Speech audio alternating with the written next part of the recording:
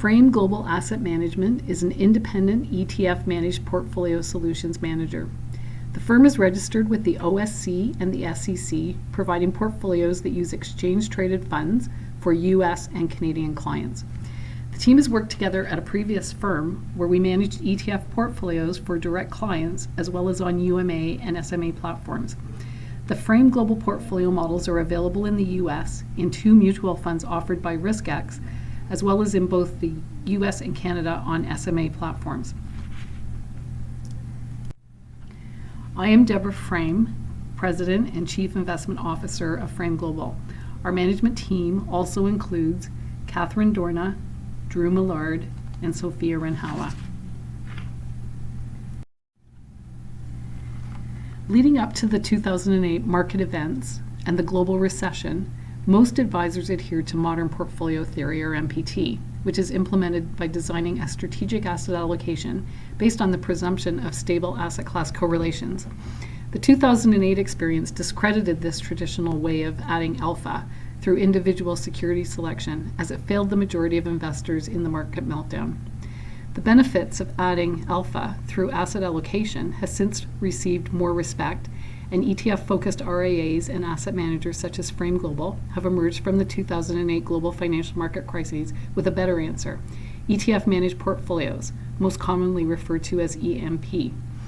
ETF strategists strive to minimize risk, improve diversification, and seek alpha by selecting and managing asset class exposures using exchange-traded funds rather than through individual stock, bond, or other security selection.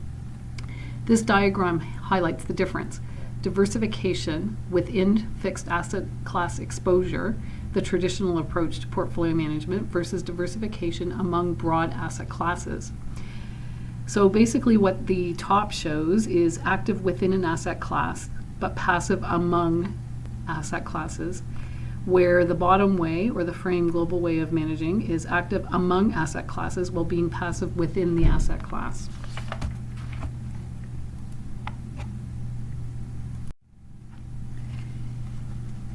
EMP growth is being driven by client demand for ETFs and the need for more innovative multi-asset class solutions. The evolution of ETF products allows portfolio managers to deliver more precise exposure in asset allocation. Here we see that close to 70% of respondents to an iShares 2016 survey use model delivery, or SMAs, separately managed accounts. These are the 2 channels that our models are currently delivered through. With ETFs, portfolio managers can easily introduce goal-based solutions for smaller accounts, develop trading and time efficiencies while staying competitive.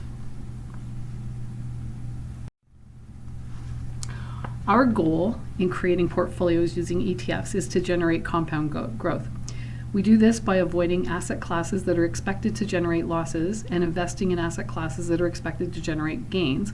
All of this in the economic environment that we are expecting to experience over the next 12 months. Our investment process has 3 key elements.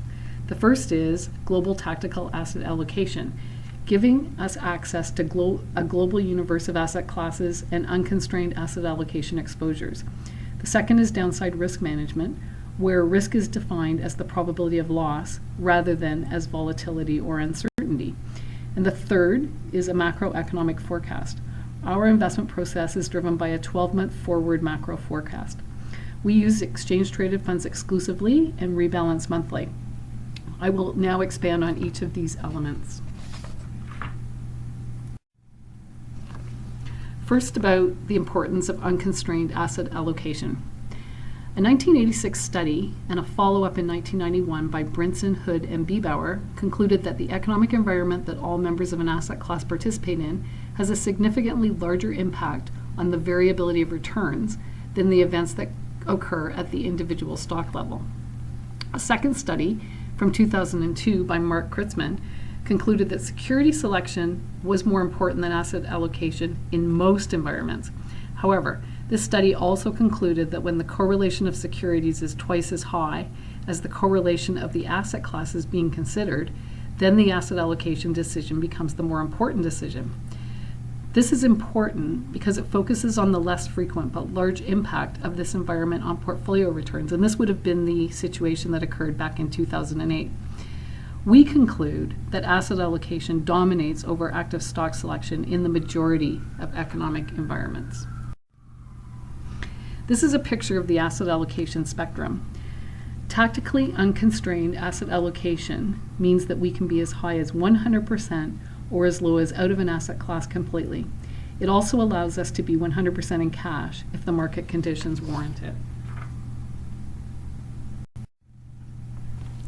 The second element of our investment process is that we are exclusively focused on downside risk. Asset classes experience a large distribution of returns over time, typically ranging from losses to returns far in excess of the average return calculated over a measurement period.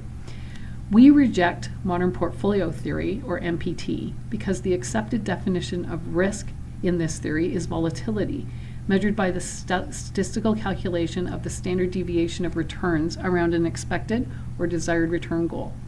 This means that risk is defined as uncertainty in this case, the uncertainty of actually earning returns above or below this expected or desired return goal. Both downside and upside deviation from a mean, or mean variance or volatility, are defined as risk. Modern portfolio theory also assumes that losses always exactly equal gains. This is the normal curve, but we know that this is never true for the asset classes that we model. When you ask an individual what they regard as risk when it comes to their own investment outcomes, the vast majority answer losing money. They have no problem with unexpected high rates of return, but they do have a problem with seeing their capital eroded. Postmodern portfolio theory, or downside risk focus, recognizes all uncertainty does not lead to losses, and losses do not equal gains over time. And this is what we build our portfolio models on at Frame Global. The third element is forward macroeconomic forecasting. The impact of real macroeconomic variables on aggregate equity returns has been difficult to establish in the past because their effects are neither linear nor time invariant. We address this at Frame Global by looking at asset class behavior in the 5 economic environments that we model. We identify 3 nominal variables, the CPI, the PPI, and a monetary aggregate, M1 or M2, and 3 real variables, the employment report, the balance of trade, and housing starts, as proven strong candidates for risk and predictability factors. These variables have proven to impact both future returns and volatility, including downside deviation, which is our focus. We proportionately time-weight possible economic environments over a 12-month horizon using multivariate analysis. An example of these key macro variables and how we use them in our economic environment forecasting are seen in this table. To delve into this in more detail, I invite you to listen to the next 2 webinars by Catherine Dorna and Drew Millard. Thank you.